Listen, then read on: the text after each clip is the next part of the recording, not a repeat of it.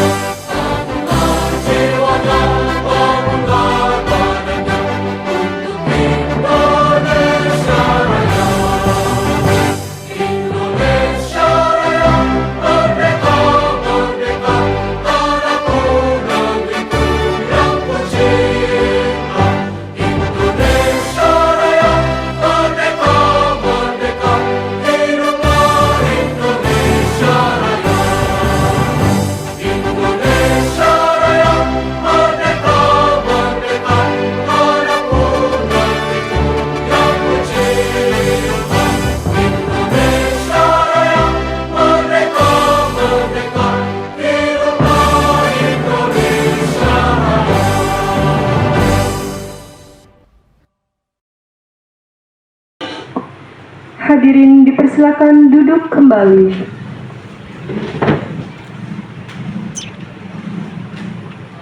Selanjutnya, marilah kita membaca doa. Bapak Ibu yang saya hormati, sembari menadahkan tangan, marilah kita sejenak untuk menundukkan kepala, berdoa agar acara kita berjalan dengan lancar. A'udzubillahi minasyaitonirrajim. Bismillahirrahmanirrahim. Alhamdulillahirabbil alamin. Hamdan syakirin, hamdan na'imin, hamdan yuafi amahu wa yukafi mazidah. Ya Rabbana lakal hamdu kama yanbaghi li jalali wajhikal karimi wa azimi sultanik. Allahumma salli ala sayyidina Muhammad wa ala sayyidina Muhammad. Ya Allah ya Rahman, dengan rahmatmu pagi ini kami dapat hadir di tempat ini dalam rangka penyampaian materi disiplin positif. Kami mohon curahkan rahmat dan hidayahmu, kurniamu, kemudahan, kelancaran dan keberkahan dalam kegiatan ini.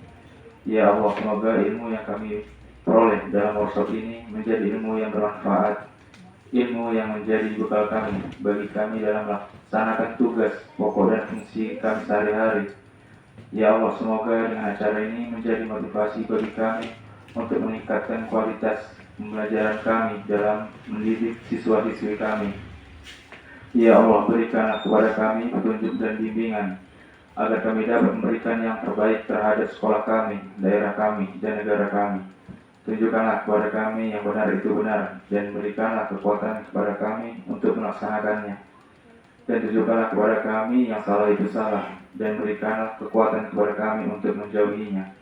Ya Allah, Ya Rahman, Ya Rahim, Ya Ghafur, ampunilah segala dosa-dosa kami, dosa-dosa kedua orang tua kami, dosa-dosa guru-guru kami, dan dosa-dosa pemimpin kami, dan dosa-dosa saudara kami. Ya Allah, hanya kepadamu kami memohon, karena tiada tempat memohon selain kepadamu, maka kami mohon kabulkanlah doa-doa kami.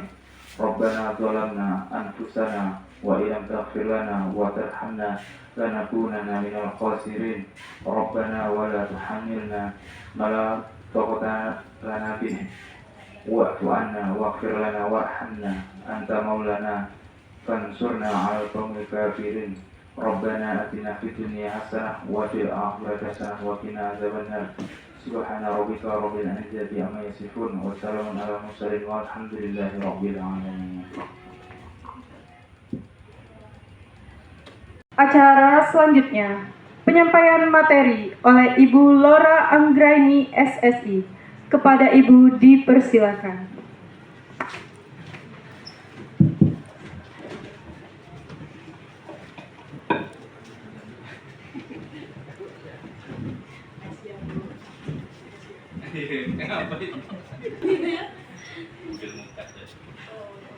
Jadi hilangan muka.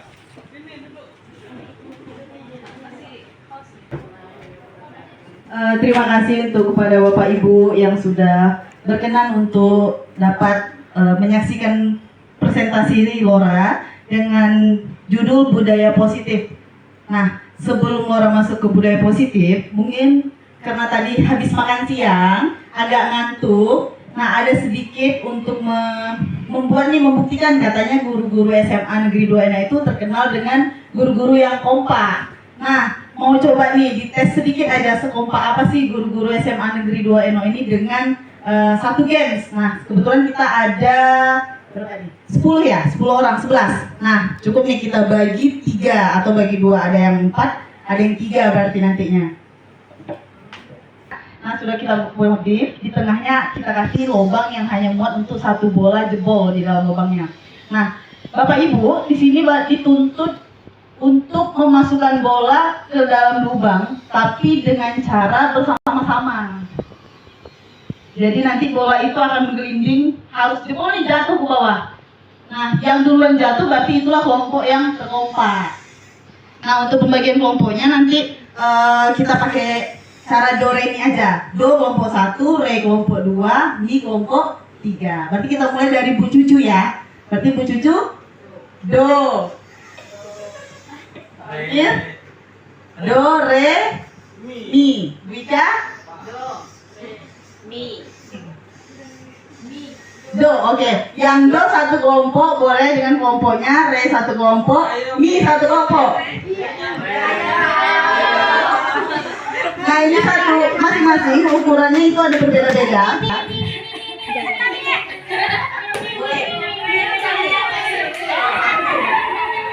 Bu, kita tim muda boleh kami tim muda. Jadi maksudnya kita gimana caranya biar masuk sini? Iya, pokoknya gimana cara ini komplain terakhir?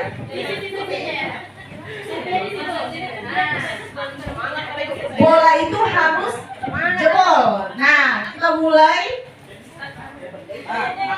Oke. Jangan, bukan orangnya Pak, bolanya ya. Ya, oke. Kita mulai Bapak Ibu ya. Dimulai dari sekarang. Silakan. Bukan bolanya. Ya, ayo Bapak Ibu, bolanya jebol ke dalam lubang.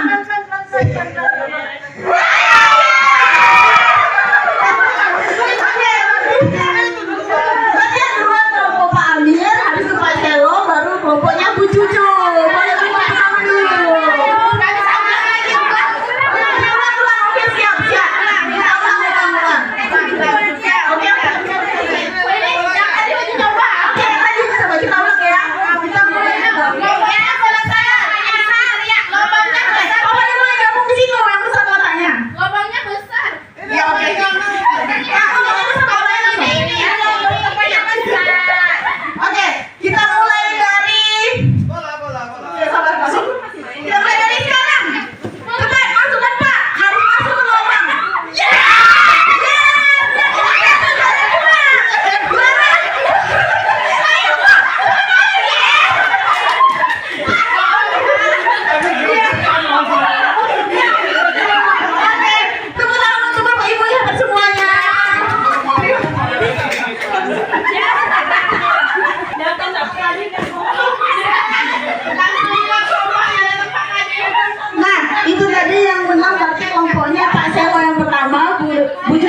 kedua dan yang terakhir Pak Amir. Oke, terima kasih Bapak Ibu. Aduh, hilang kalori 10 orang. Kalorinya langsung dulu. Baik Bapak Ibu. Nah, sekarang Laura masuk ke budaya positif. Nah, ketika Bapak Ibu mendengar kata budaya positif, apa sih yang terbesit dalam pikiran Bapak Ibu tentang budaya positif? Oke Bu, emang boleh. Budaya yang baik-baik. Iya betul. Budaya yang baik. Ada lagi? Ya. Budaya yang menyenangkan dan saling membangun. Benar. Budaya yang baik, menyenangkan, saling membangun dan mensupport. Ya, itu semua benar ya Bapak Ibu ya. Ada lagi Bapak Ibu? Ya benar ya. Semua yang dikatakan sama Bapak Ibu itu benar. Budaya positif kita kenal dengan budaya yang baik-baik, tentang bagaimana nih cara menciptakan atau bukan menciptakan ya, cara mendidik, karena kita sebagai peserta didik, budaya positif yang akan kita terapkan di lingkungan sekolah. Berarti kita harus membawa budaya positif itu di lingkungan sekolah dan nanti anak-anak kita yang akan menerapkannya di lingkungan masyarakat. Nah, budaya positif itu nanti akan seiringnya berjalan, contohnya seperti kita mengajarkan anak kita 3S, senyum, salam, dan sapa. Nah, ketika senyum, salam, dan sapa, mereka akan menerapkannya ke dalam kehidupan masyarakat. Nah, ketika budaya positif itu sudah kita terapkan di sekolah, akan berkaitan dengan yang namanya filosofi Ki Hajar Dewantara. Nah, termasuklah dia ke dalam perubahan paradigma belajar berdasarkan filosofi Ki Hajar Dewantara. Nah, dari filosofi Ki Hajar Dewantara, di situ dia selalu berbicara tentang menuntun anak atau memberi garis tebal kepada diri anak sendiri. Nah, jadi di filosofi Ki Hajar Dewantara ini dia menjelaskan kalau guru itu bersifat mencari atau melengkapi kebutuhan yang diinginkan oleh siswa di dalam kelasnya. Sedangkan kalau kita berpikir dalam untuk Ki Hajar Dewantara itu pasti ada dua dong. Yang ini berpihak pada murid atau pembelajaran berpihak pada guru. Nah, kalau kita berpihak kepada murid, maka kita harus memenuhi kebutuhan yang diinginkan atau yang akan dibutuhkan di dalam proses pembelajaran kepada siswa. Kalau untuk berpihak pada guru itu gurunya, seperti kayak kita mengungkapkan mungkin RPP dan segala macamnya. Nah, di sini ada juga kodrat anak. Nah, Ki Hajar Dewantara tadi termasuk dengan Ingarso Suntulodo, Ingarso Suntulodo, Ing Madia Bangun Karso dan Teguri Handayani. Nah, ini yang kita pegang teguh dalam filosofi Ki Hajar Dewantara. Selanjutnya ada yang namanya kodrat anak. Sebenarnya anak itu harus hidupnya lahir berarti tidak tergantung kepada orang lain kalau menurut dari Ki Hajar Dewantara tadi, karena mereka itu harus bisa menghargai diri sendiri, yang ada di dalam dirinya itu mereka punya potensi. Jadi mereka itu harus menebalkan apa yang ada di dalam dirinya sendiri, seperti itu. Makanya harus berdiri pada kekuatannya sendiri, tidak tergantung kepada orang lain atau kemauan orang lain. Oh, kamu tidak suka puisi, kita paksa dia berpuisi, kan tidak mungkin. Nah, di situ kita harus memerdekakan peserta didik. Nah, dasar pendidikan juga kalau di Ki Hajar Dewantara itu mereka selalu bermain, ada kodrat bermain. Bermain ini salah satu kodrat anak, karena anak itu paling senang yang namanya bermain. Ketika kita pembelajaran seperti Laura itu megang pembelajaran fisika, ketika kita menyampaikan materi, misalnya tentang gelombang aja, menyampaikan materi, hanya materi, itu mereka akan bosan. Tapi ketika kita contohkan ke dalam kehidupan sehari-hari, mereka akan senang. Apalagi kita sambilkan dengan yang namanya bermain atau praktek. Nah, mereka sangat senang dalam bermain.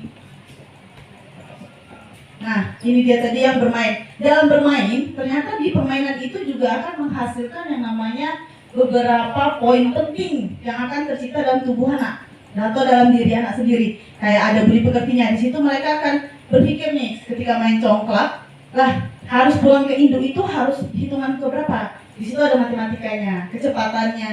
Nah, ada juga yang gobok sodor, itu ada pekertinya, di situ ada tenaga, perilaku, karya, bakti untuk menuju ke finishnya tadi.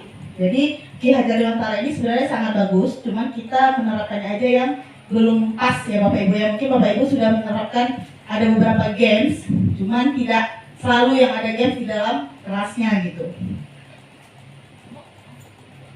Nah, Ini tadi yang dimaksud dengan pendidikan yang berpihak pada anak. Berpihak pada anak bukan berarti kita mengikuti kemauan anak untuk seenaknya di dalam kelas seperti mereka tidur apa segala macam, tidak. Jadi berpihak pada anak itu kita meminta sesuatu, hak anak itu bukan kita, bu, hak saya untuk belajar itu di mana gitu. Nanti kita yang akan memberikan, berpihak nih kepada mereka sesuai dengan keahliannya. Ada yang hobinya dengarkan musik, membaca, atau dengan cara bermain. Jadi nanti kita akan berpihak kepada siswa dengan cara mencari tadi apa yang dibutuhkan di dalam kelas. Nah, nih yang Ki Hajar Dewantara yang tentang tukang kebun. Kita ibaratkan anak itu sebenarnya sudah mempunyai keahlian di dalam dirinya masing-masing. Jadi kalau diibaratkan dengan tumbuhan atau petani, kita menanam jagung yang masih kecil itu, kita harus merawat tanahnya, kita harus memberi dia pupuk, menyiramnya, menjaganya, melindunginya dari biar tidak dimakan dengan hewan lain. Nanti akan tumbuhlah jagung dengan yang segar atau tumbuh jagung yang manis. Nah, peserta didik kita juga seperti itu. Dia sebenarnya punya potensi di dirinya masing-masing yang berbeda. Nah, jadi kita yang harus menebalkan garis itu, menebalkan potensi yang ada di dalam diri anak. Seperti mungkin dia nih pendiam di dalam kelas, tidak bisa pelajaran matematika atau fisika, tapi dia jago silat, jago karate, jago nari. Nah, kita harus menebalkan yang dia mau itu gitu, tapi tidak membenarkan dia tidak mengikuti pembelajaran kita. Nah, motivasi perilaku manusia. Nih, motivasi perilaku manusia itu ada 3. Yang pertama untuk menghindari ketidaknyamanan atau hukuman. Ada juga untuk mendapat imbalan, penghargaan dari orang lain. Yang terakhir itu untuk menjadi orang yang mereka inginkan dan menghargai diri sendiri dengan nilai-nilai yang mereka percaya. Nih, motivasi tadi itu untuk menghindari ketidaknyamanan. Kita pernah dong, ketika kita mau pergi ke tempat sesuatu atau apapun, kita menghindari ini rasa tidak nyaman. Atau siswa mungkin, aku tidak nyaman nih berpakaian ini. Atau kita ketika mengajar, dengan tidak nyamannya kita menggunakan baju atau pakaian, pasti kita tidak akan nyaman. Nah, pasti kita akan sedikit berpikir nih, apa sih yang akan terjadi apabila saya tidak melakukannya tadi ya? Atau saya tidak memakai baju ini, gitu. Jadi menghindari dari rasa tidak nyaman itu, pasti kita akan berpikir, saya tidak nyaman nih, atau nanti dihukum nggak ya kalau pakai bajunya seperti ini. Nah, kayak siswa, kayak baju pramuka misalnya kan harus yang lengkap. Nah, ketika dia tidak lengkap, pasti dia merasa tidak nyaman ketika pas kegiatan pramukanya. Loh, nanti kena hukuman nggak ya? Dikasih hukuman nggak ya kalau aku kayak gini gitu. Itu tadi yang untuk motivasi perilaku manusia yang pertama. Yang kedua, untuk mendapatkan imbalan atau penghargaan dari orang lain. Jadi dia itu mengharapkan imbalan. Setiap apa yang dia lakukan untuk meraih sesuatu, pasti dia berharap aku harus pasti dapat imbalan. Kalau tidak mendapat imbalan, maka dia tidak akan ada termotivasi. Nah, itu yang kedua. Yang ketiga, menjadi orang yang mereka inginkan dan menghargai diri sendiri dengan nilai-nilai yang mereka percaya. Jadi mereka berpendirian teguh sama yang apa yang ada di dalam dirinya sendiri. Nah, menurut Bapak Ibu nih, dari ketiga motivasi tadi, mana yang paling banyak mendasari murid kita di sekolah? Ada yang bisa memberikan contoh? Boleh, Bu. Nah, motivasi tadi ada 3. Mereka menghindari hukuman, mereka harus mengharapkan imbalan, atau mereka menjadi orang yang mereka inginkan gitu. Dari di lingkungan sekolah kita, yang mana nih antara 3 itu yang mendominan kira-kira ke Bapak Ibu? Bu Raja mungkin. Sekolah kita ya, kalau banyaknya menghindari hukuman, ketidaknyamanan mungkin. Iya, menghindari, karena kita juga punya beberapa peraturan, tidak boleh pakai sepatu ataupun atributnya tidak lengkap. Nah, maka mereka lebih kayak menghindari ketidaknyamanan dan hukuman tadi.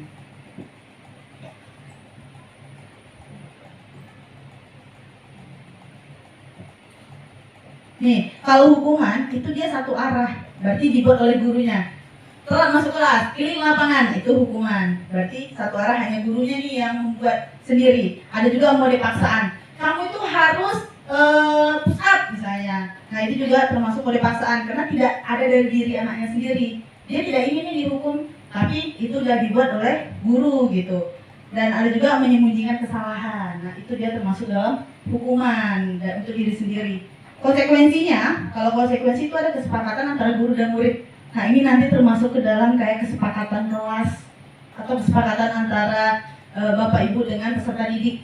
Tidak boleh ya terlambat mengumpul tugas, lemparkan lagi ke siswanya. Ketika kalian terlambat mengumpulkan tugas, apa nih konsekuensinya? Nah, itu dia termasuk ke kesepakatan kelas, nanti kita akan lihat.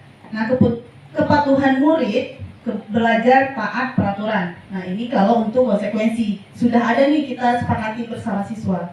Kalau restitusi itu kesepakatan guru dan murid juga, penguatan lebih ke kontrol mendorong disiplin positif murid belajar seperti memecahkan masalah.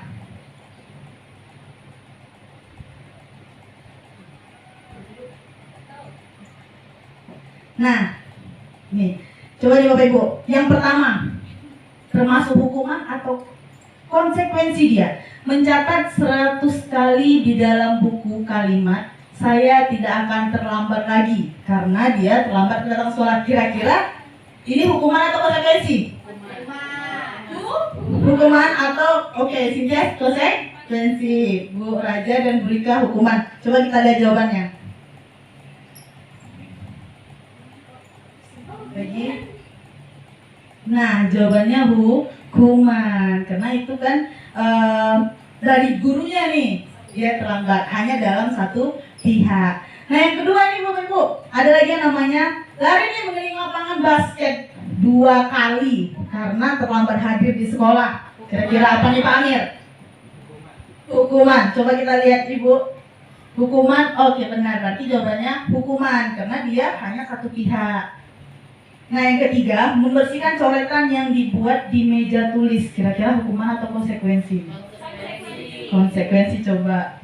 Iya benar. Wah, berarti Bapak Ibu sudah punya banyak pengalaman sekali ya. Oke, boleh tepuk tangan Bapak Ibu.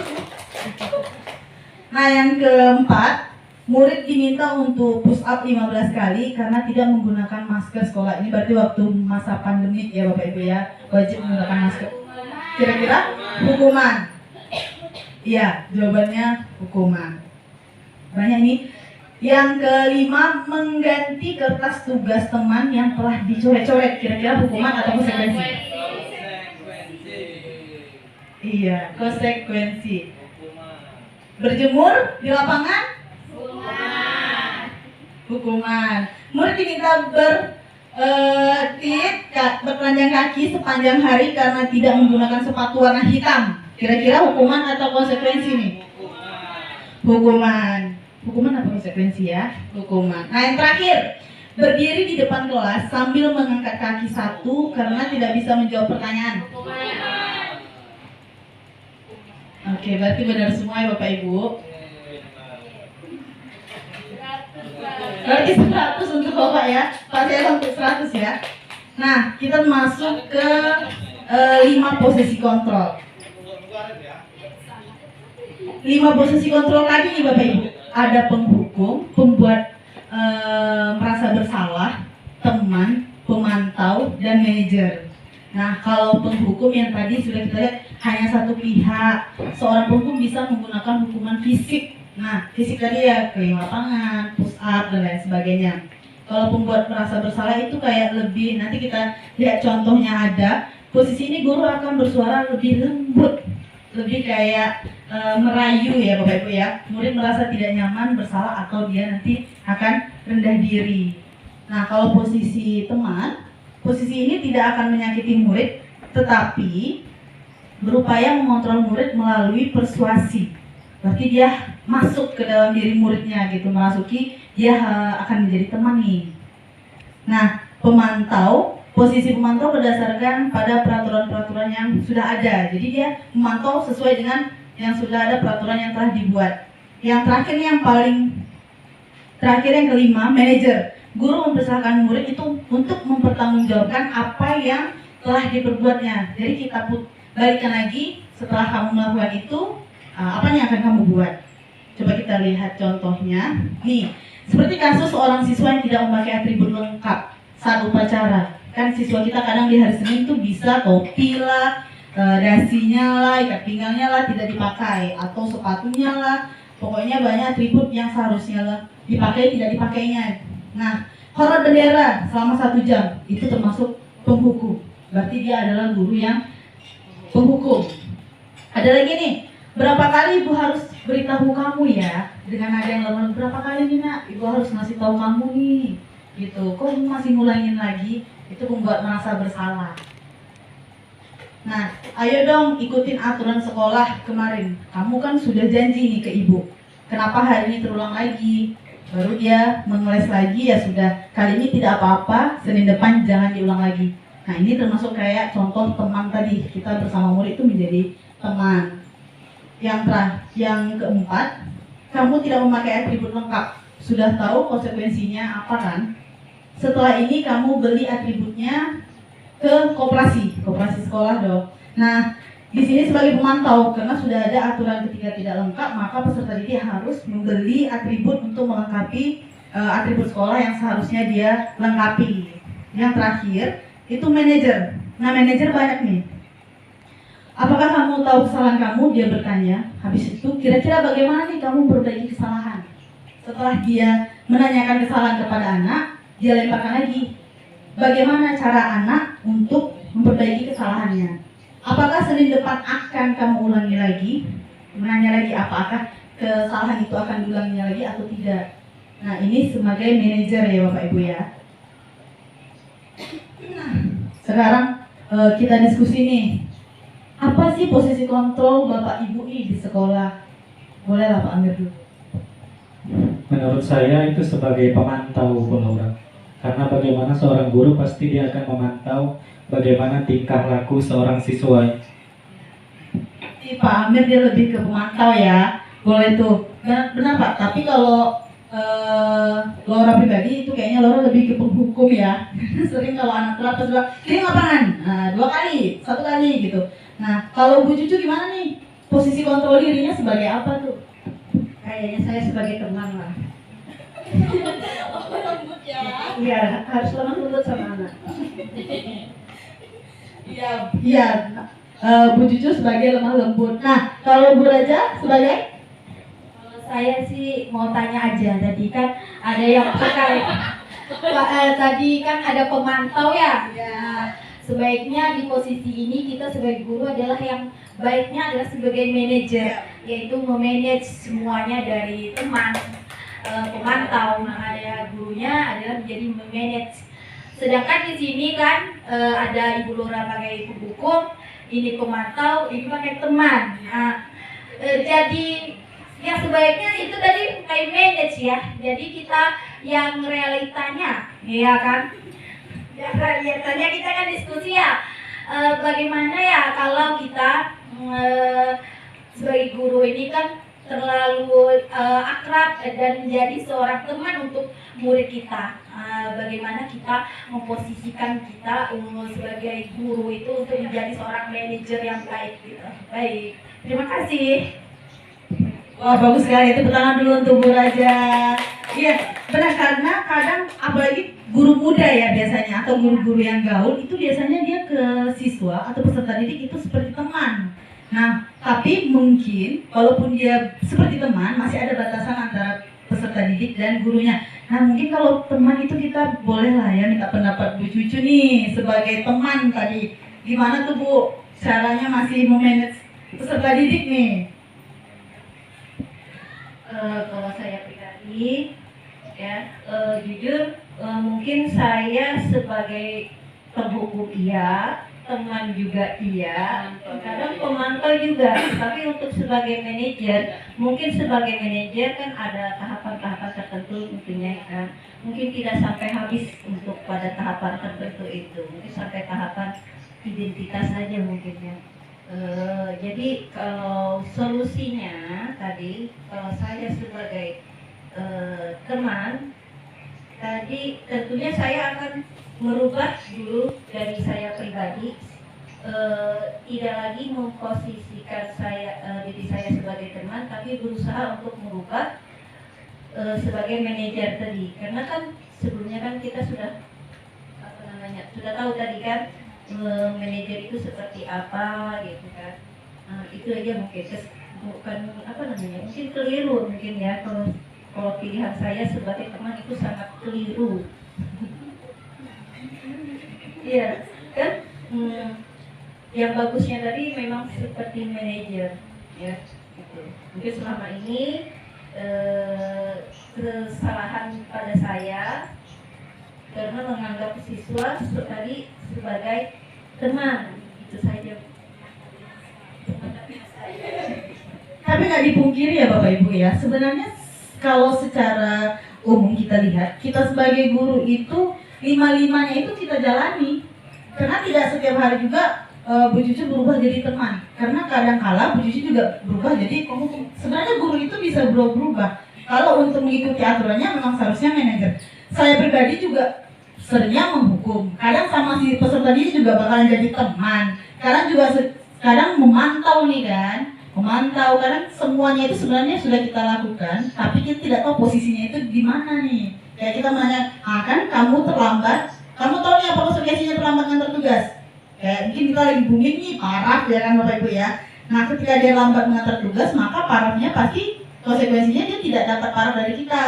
Kayak perpustakaan mungkin tidak akan dapat cat ketika dia menghilangkan buku. Nah kadang kita ada hukuman, kamu hilangkan buku, keliling. Nah jadi pemarah. Nah, sudah itu ada jadi teman, ya udahlah nak, kamu gantilah bukunya lah, jadi manajer pula, berubah. Jadi sebenarnya peran seorang guru itu berubah-berubah, tidak monoton hanya jadi teman, pasti berubah-berubah kan, jadi ini itu segala macam. Nah, kalau kayak gini nih, saya kecewa sekali dengan kamu. Kira-kira ini sebagai apa nih? Pembuat rasa bersalah, coba kita lihat. Iya benar, membuat rasa bersalah. Nah, saya kecewa nih sama kamu, nadanya lembut kali. Padahal besok paginya dia akan berubah lagi gitu. Nah kalau yang ini, kamu tidak pernah benar kelakuannya. Kira-kira apa nih? Dari 5 posisi kontrol tadi, kamu tidak pernah benar kelakuannya. Apa ya kira-kira ya Bapak Ibu ya? Ini penghukum. Coba kita lihat. Iya, penghukum. Kamu tidak pernah benar nih kelakuannya. Berarti Pak Fadil ya? Benar nih. Pak Fadil tadi jawab penghukum. Oke, nah lagi. Ada nih Bapak Ibu.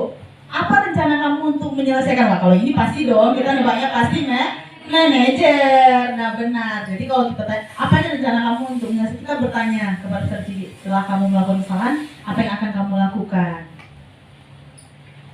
Ayolah lakukan demi ibu. Nah ini lebih ke teman. Ya kadang kita kan gitu kan, ayolah nak tampil kelas meeting nyanyi. Ya kan, ini anak udah duluan demam panggung demi ibu kamu nyanyi. Nah udah kita menjadi teman lah tuh sama anak. Ini terakhir atau enggak ya? Kamu tidak akan mendapat nilai jika jawabannya sudah ada sebagai pemantau. Kamu tidak mengerjakan latihan, berarti tadi sudah dapat ya Bapak Ibu. Maka jawabannya pemantau. Ini dia. Nah, sebelum masuk keyakinan kelas ini kayaknya sudah beban kali ya dengan 5 kontrol tadi nih. Nah, kita coba berdiri. Bapak Ibu ingat nggak lagu 1 ditambah 1 sama dengan 2. Nah, kita joget nih. Ayo, Bu Cucu berdiri. Pak Fadil juga semuanya. Nah, jadi kayak gini dia. Gini nih Bapak Ibu. Nanti kalau 1 ditambah 1 sama dengan 2. 2 ditambah 2 sama dengan 4. 4 gini kan gini. 4 ditambah 4 sama dengan 8. 8 ditambah 8 sama dengan 16. Oke? Kita coba ya. Coba nih Bu Cucu di depan nih. Laura kan megang mic nih.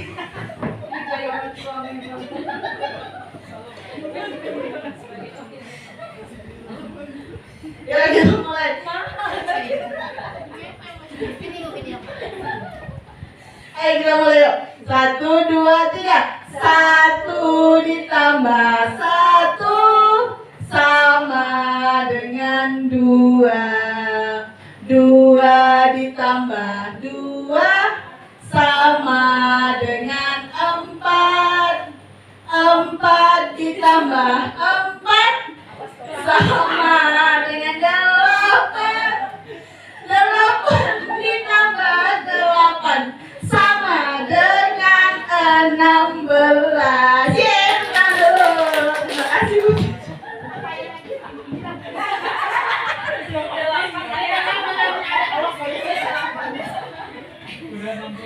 Oke, nah kita maksudnya keyakinan kelas lagi nih Bapak Ibu. Keyakinan kelas, kenapa dikatakan yang keyakinan kelas, kenapa tidak peraturan kelas? Ada yang memberi tanggapannya Bapak Ibu? Mungkin Bu Rika?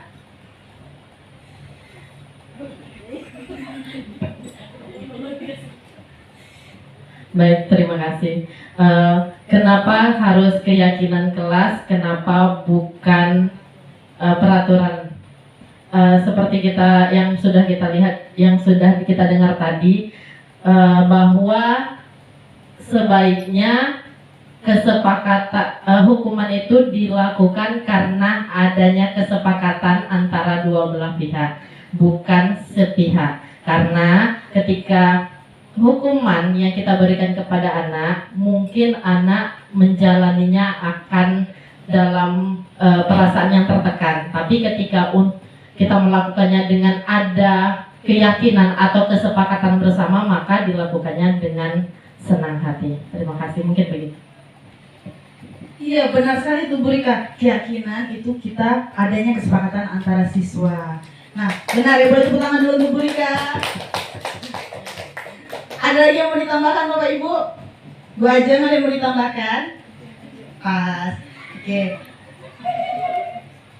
Nah, ini tadi perbedaan antara peraturan kelas sama keyakinan kelas tadi Bapak Ibu.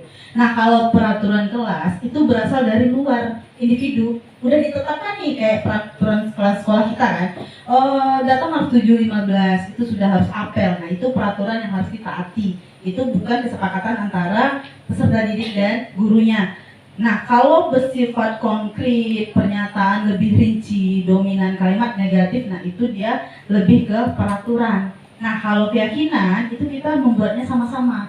Kita serahkan nih ke anak bagaimana nih, apa nih yang kalian mau. Ayo tulis, nanti kita sepakati sama-sama. Ini kita sepakati nggak ya? Gitu, cari suara terbanyak.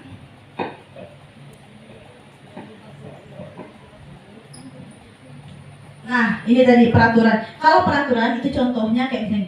Selalu kembalikan buku ke tempatnya. Itu peraturan ya. Karena kita sudah buku harus dikembalikan kepada tempatnya. Sedangkan kalau kian kelas kita harus belajar dalam bertanggung jawab. Tanggung jawab dong, seharusnya buku itu setelah diambil harus dipulangkan. Nah, itu mengajarkan dia untuk keyakinan kelas tanggung jawab di dalamnya. Dilarang mengganggu orang lain. Nah, itu namanya menghormati orang lain, itu perbedaannya. Kalau hadir di sekolah 15 menit sebelum pembelajaran dimulai. Pembelajaran mungkin dimulai jam 7 misalnya, berarti datangnya harus sebelum jam 7. Nah, dilarang melakukan kekerasan, berarti ada keselamatan atau menghormati orang lain. Ada lagi sih, dilarang menggunakan narkoba. Nah, narkoba atau rokok dan lain-lain sebagainya. Ini lebih ke kesehatan. Ada bergantian atau menunggu aliran. Nah, keyakinan kelasnya itu kita menghormati orang lain atau bersabar, belajar untuk antri atau bersabar. Gunakan masker, kesehatan, jangan berlari di dalam kelas, itu ada keselamatan. Karena kalau dia berlari atau itu akan mengganggu orang lain nantinya. Jadi nanti keamanan kelas yang bakalan bertindak di situ. Nah, langkah-langkah pembuatan keyakinan kelas tadi itu bersifat abstrak, berupa pernyataan universal, dibuat dalam pernyataan positif, sesuai dengan kondisi kelas dan sekolah sehingga mudah diterapkan. Semua warga di dalam kelas dilibatkan dalam pembuatannya. Nah, poin terakhir, berarti semua warga dalam kelas, guru bidang studi juga harus sepakati gitu. Ketika anak bilang, ibu boleh ya pas pembelajaran ibu nanti kami minum. Nah, kita sepakati sama-sama. Kalau kita sepakati boleh, maka guru juga nanti boleh nih anaknya silakan minum. Nah, kalau Laura kemarin bikin kesepakatan kelas, contohnya itu kami di dalam kelas mereka harus berdoa dulu nih sebelum kegiatan proses pembelajaran dimulai. Disepakati, jadi kita harus berdoa dulu sebelum pembelajaran. Harus menghormati dan menghargai guru. Sudah betul menjadi murid yang disiplin dan tanggung jawab. Artinya ketika kita berjanji untuk mau praktek, maka peserta didik harus bertanggung jawab, harus membawa alatnya dan harus menyelesaikan prakteknya. Yang terakhir, menjaga lingkungan kelas, karena ketika sudah praktek itu pasti kita banyak dong memakai alat-alat yang digunting apa segala macamnya. Nah, ini yang sudah disepakati sama mereka, jadi mereka yang buat, kita sepakati sama-sama. Nah, ini contohnya mereka lagi bikin nih. Nah, itu sudah disepakati mereka sendiri yang membuat.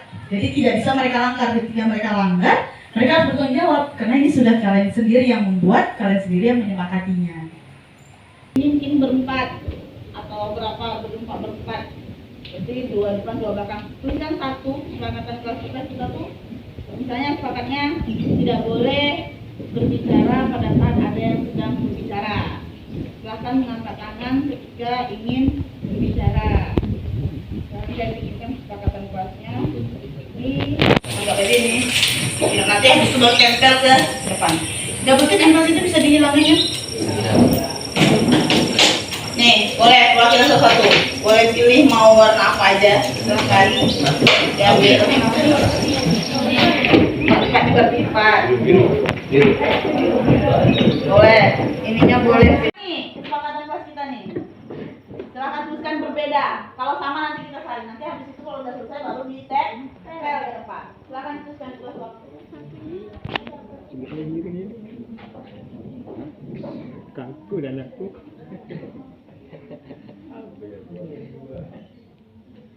Apa dia ini tadi?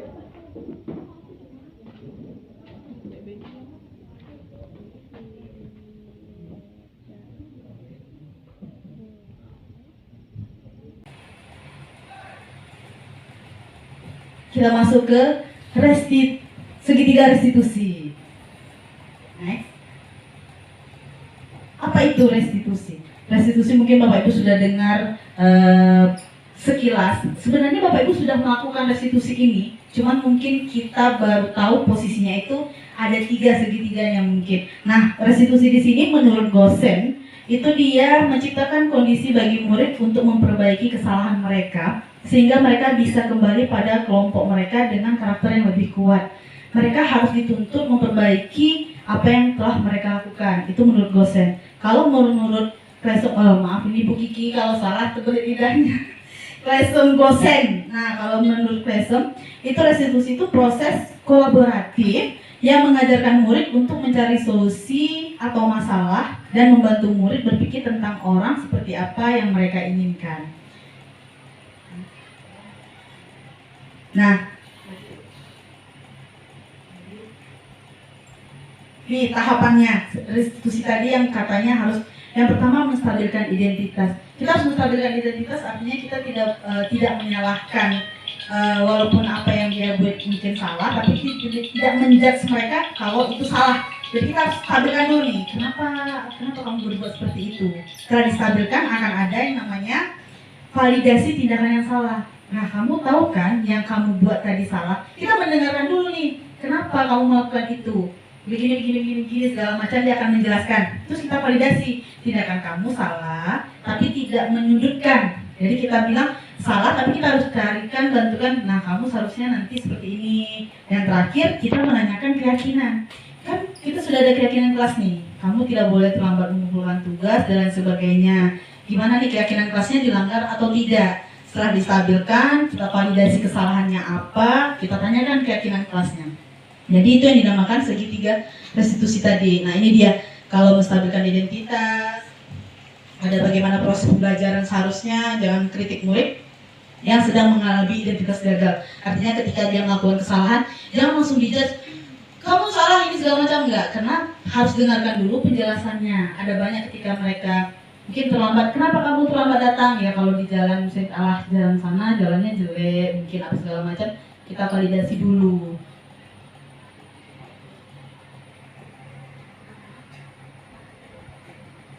Nah, ini validasi, kamu bisa saja bertindak gegabah lagi dari ini.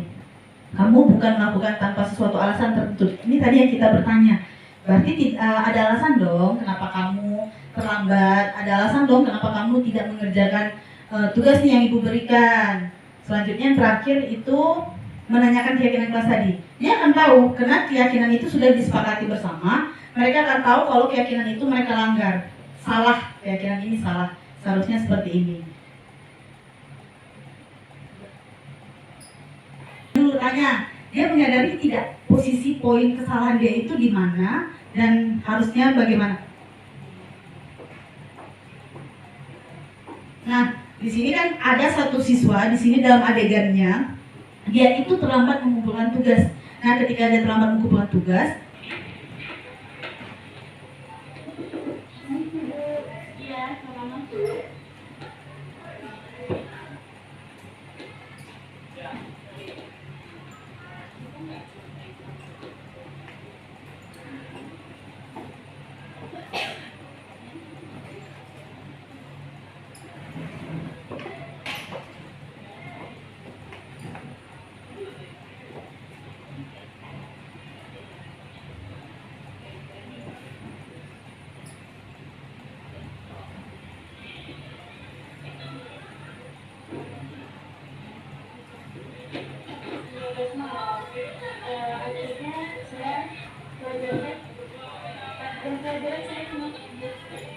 Kamu masih ingat nggak keyakinan kelas yang pernah kita bikin sama-sama dulu? Masih, Bu. Nah, kalau kamu masih ingat, apa yang kamu lakukan itu sudah sesuai dengan keyakinan kelas atau belum? Belum, Bu. Kalau belum, keyakinan apa yang tidak sesuai dengan perbuatan kamu saat ini? Selalu bertanggung jawab. Selalu bertanggung jawab. Nah, berarti kamu sudah tahu itu tidak sesuai dengan keyakinan kelas kita ya. Kira-kira apa nih solusi yang bisa kamu pikirkan atau kamu tawarkan nih untuk memperbaiki kesalahan kamu? Pertama, saya minta maaf karena tidak mengumpulkan tugas. Yang kedua, saya tidak akan tidur berulang lagi. Dan yang ketiga, saya akan mengumpulkan tugas dari ibu dan akan saya kumpulkan besok. Baik, nah Ibu apresiasi ya atas tanggung jawab Rina nih yang sudah mau melakukan dengan baik. Terus ini kamu boleh kembali lagi, silakan istirahat. nah itu tadi Bapak Ibu. Contohnya kita sudah bikin keyakinan kelas harus bertanggung jawab ketika ada tugas harus dikumpulkan pada tepat waktu. Nah, sedangkan pada posisi Rina ketika di dalam kelas dia tidur. Kenapa? Nah, ditanyakan nih alasannya, kenapa kamu tidur dan tidak mengumpulkan tugas? Padahal dia masuk pada saat itu dalam kelas. Ternyata dia punya alasan. Dia sangat mengantuk karena keasikan bermain HP atau bermain gadget sampai tengah malam. Nah, jadi suasana itu terbawa nyampe ke sekolah atau dalam kelas, dia tertidur pada saat jam pembelajaran kita. Hasilnya dia terlambat mengumpulkan tugas dan kita tawarkan dia mau nih untuk memperbaiki kesalahannya dengan cara tidak akan mengulanginya lagi dan menyelesaikan pekerjaan tugas mata pelajarannya dengan cepat.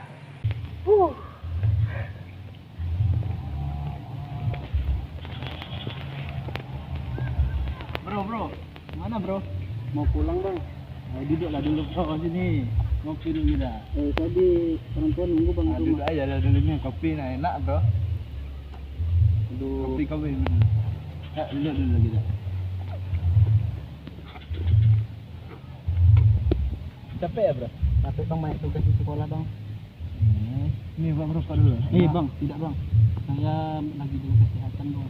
Tidak apa-apa. Takut orang tua marah bang. Kan pening kepala ya. Rokok hilang pening. Emangnya rokok bisa tenangkan pikiran bang? Ah, nikmat juga rasanya bang. Mana korek bang? Besar juga rokoknya bang ya? Ya bang. Enak bang. Enak bener kan? Nikmat ya. Assalamualaikum Bu. Waalaikumsalam, silakan masuk. Permisi ya Bu. Oke. Silakan duduk, Aman. Oke, mohon maaf nih Aman, Ibu mengganggu waktunya nih sebentar nih. Mungkin waktu istirahat ya. Kemarin Ibu dapat informasi dari orang tua kamu kalau kamu itu pulang ke rumahnya hampir menjelang maghrib. Nah, boleh diceritain nggak ke Ibu, kenapa nih kamu pulangnya terlambat sedangkan kita pulang sekolah itu jam 4 sore? Iya Bu, kemarin saya pulang lebih sore karena saya ketemu dengan teman saya waktu SMP Bu, sama Abdel. Saya nongkrong dan ngobrol banyak hal di kantin sekolah Bu. Oke, terus selain kamu nongkrong, ngobrol, ngapain aja lagi? Coba jujur. saya ngerokok juga, Bu. Waduh, sepertinya enak ya, sambil nongkrong, sambil ngerokok, sambil pasti ada kopi juga ya di situ ya.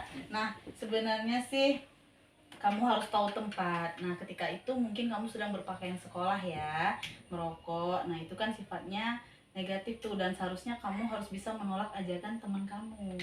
Baik, Bu, mengerti. Oke, nah sekarang coba ceritain ke ibu. Pasti kamu punya alasan dong kenapa kamu ngelakuin itu, atau kenapa kamu bisa merokok gitu. Sebetulnya saya tidak mau merokok, Bu. Tapi Abdel menyuruh saya untuk merokok biar lebih asik gitu, Bu. Oh gitu. Ngobrolnya dan juga menghargai teman, Bu. Jadi saya ikut merokok sama Abdel, Bu. Oh begitu. Nah, ibu mengerti nih posisi kamu dan sangat menghargai nih tindakan yang sudah kamu lakukan. Ibu juga bersyukur kamu tidak melakukan hal yang lebih merugikan, seperti mungkin menghabisi uang untuk merokok dan juga tidak tahu waktu pulang ke rumah sampai larut malam. Baik, Bu. Saya tidak akan mengulangi lagi, Bu. Oke, sekarang coba kamu pikirkan, apakah tindakan merokok dan juga pulang sore ke rumah sudah sesuai dengan keyakinan kelas kita yang sudah kita sepakati nih kemarin? Disiplin waktu dan menjaga kesehatan, Bu.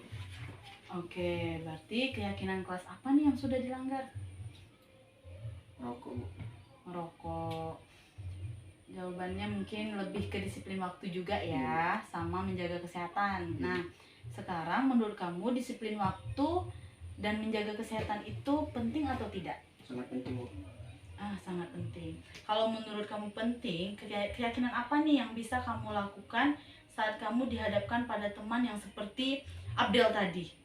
Harus dapat mengingatkan teman, Bu, dengan cara yang baik untuk tidak merokok dan disiplin dalam waktu selama di sekolah, Bu. Oke. Apakah kamu bersedia memperbaiki masalah yang tadi? Sekarang, apa yang akan kamu lakukan nih untuk memperbaiki masalah yang sudah kamu buat nih? Saya harus mengingatkan teman agar tidak merokok dan komitmen dengan waktu. Oke. Menurut ibu, kamu sudah punya komitmen nih untuk memperbaiki diri dan ibu sangat senang. Tetapi terhadap tekad kamu nih ya untuk memperbaiki kesalahan. Tapi ibu harap kamu tetap semangat dan ibu akan mendoakan yang terbaik buat kamu. Terima kasih, Bu, dan saya mohon maaf atas kesalahan saya, Bu. Ibu juga mengucapkan terima kasih kamu sudah hadir dan sekarang ibu anggap masalah ini sudah selesai ya. Nah, sekarang kamu boleh meninggalkan ruangan ibu dan kembali ke kelas untuk tidak mengulangi kesalahan lagi ya, Man ya. Oke. Permisi ya, Bu. Iya. Nah, itu tadi contohnya. Nah, kita masuk lagi ke dalam kebutuhan manusia. Kebutuhan manusia. Nah, dari yang tadi kita lihat ada keyakinan, di sini ada namanya bertahan hidup. Bertahan hidup kalau dalam pikiran Bapak Ibu itu bertahan hidup itu apa tuh? Makan, minum, itu pasti ya, Bu. Lora itu nomor satu tuh, Bu. Bertahan hidup pokoknya makan, minum itu nomor satu, benar. Selain bertahan hidup, di dalam kebutuhan dasar juga ada yang namanya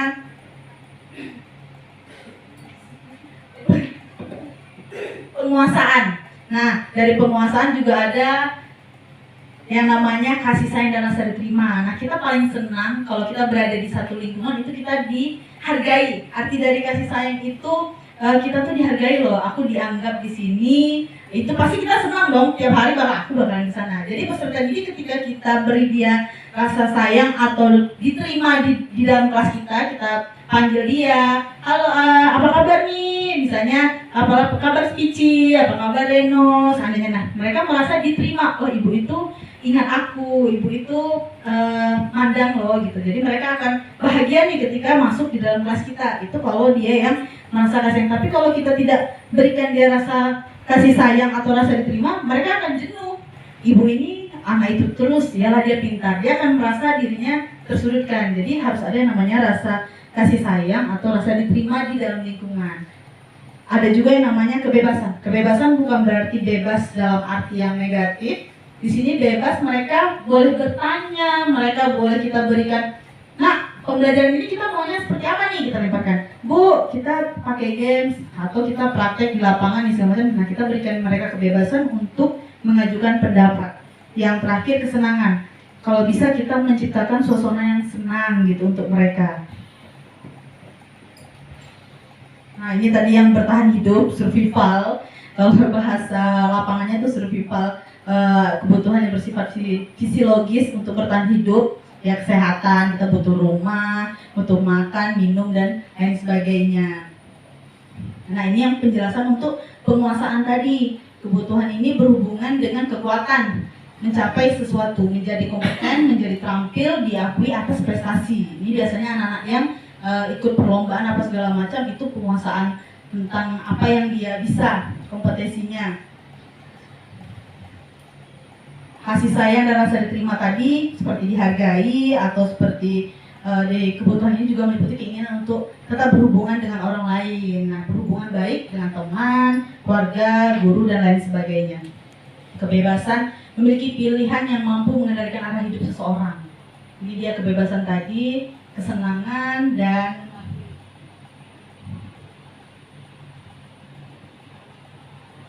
sepertinya hanya 5 tadi, udah selesai.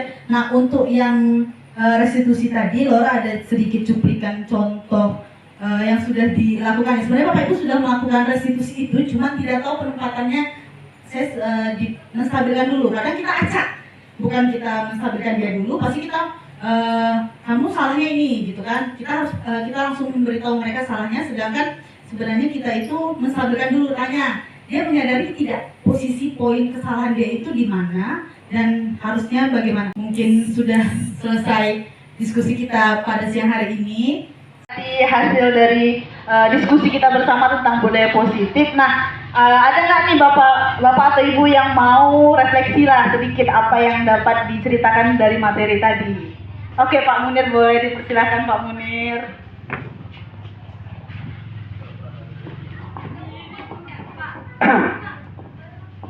Terima kasih waktunya yang sudah diberikan oleh Ibu Laura. Refleksi yang dapat saya sampaikan bahwa selama diseminasi yang sudah kita lakukan tentang disiplin positif pada hari ini sangat menyenangkan. Apa yang kami harapkan telah tersampaikan, dan selama ini apa-apa yang kurang kami tahu, akhirnya hari ini kami dapat pemahaman dan pencerahan. Untuk Ibu Laura sangat bagus menyampaikannya. Tambah lagi kami tadi dikasih waktu untuk permainan, kemudian juga disampaikan untuk hal-hal yang selama ini belum kami pahami, begitu banyak contoh dan lain sebagainya, sehingga kami sangat paham. Mudah-mudahan di hari-hari yang akan datang itu bisa dibuat hal-hal yang seperti ini lagi. Mungkin pematerinya juga lebih ditambah lagi. Untuk Ibu Laura itu sudah sangat luar biasa. Saya rasa saya mewakili kawan-kawan ini mengucapkan banyak terima kasih, dan mohon maaf kalau ada mungkin kata-kata kawan kami yang mungkin ya kurang berkenan, kami mohon maaf. Demikian saya tutup. Assalamualaikum warahmatullahi wabarakatuh. Waalaikumsalam warahmatullahi wabarakatuh. Terima kasih kepada Pak Munir. Semoga dapat kita terapkan di sekolah kita ini dengan baik. Dan selanjutnya saya serahkan kepada moderator. Baik, mari kita berikan tepuk tangan untuk Ibu Laura Anggraini, karena pada hari ini kita telah mendapatkan banyak ilmu yang bermanfaat ya, tentang budaya positif, tentang segitiga restitusi, kemudian tentang keyakinan kelas, kebutuhan dasar manusia, dan masih banyak lagi yang semoga bisa kita sama-sama terapkan untuk pembelajaran kita di kelas supaya lebih meningkat lagi kompetensi kita sebagai guru yang lebih baik lagi ke depannya. Mari kita berikan tepuk tangan bersama. Oke, selanjutnya sebelum saya tutup acara ini, saya ingin menyampaikan sebuah pantun. Siang hari makan kuaci, makan bareng sama ibu terkasih. Cukup sekian acara hari ini, saya ucapkan banyak terima kasih. Akhir kata, wabillahi taufik wal hidayah. Wassalamualaikum warahmatullahi wabarakatuh.